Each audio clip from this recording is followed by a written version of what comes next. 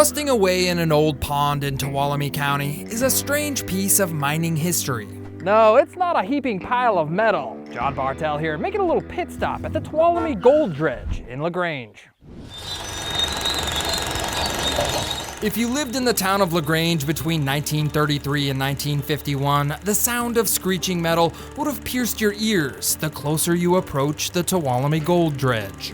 You could hear this dredge for 20 miles away. I mean, the noise, it squeaked, it moaned, it groaned all night long. All the people that live in this country always remember hearing the dredge.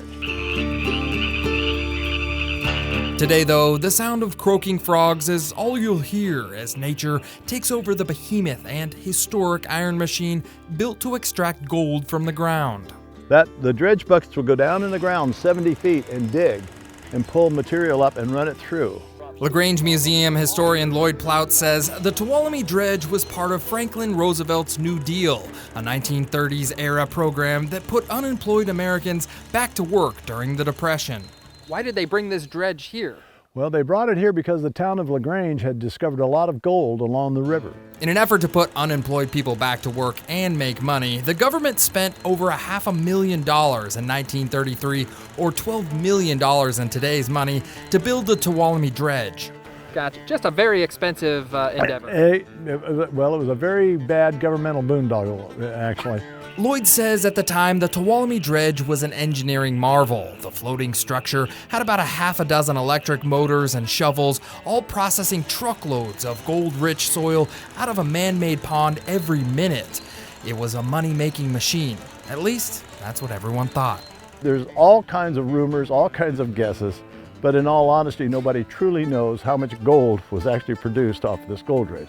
The government was pretty secretive about gold collection records. Meanwhile, the cost to run the machine only got more expensive after a dredge operator accidentally tipped over the dredge in the middle of the night. And it cost more to right the dredge and get it going again than they paid for it originally. In 1951, it became too costly to operate the dredge and it was abandoned.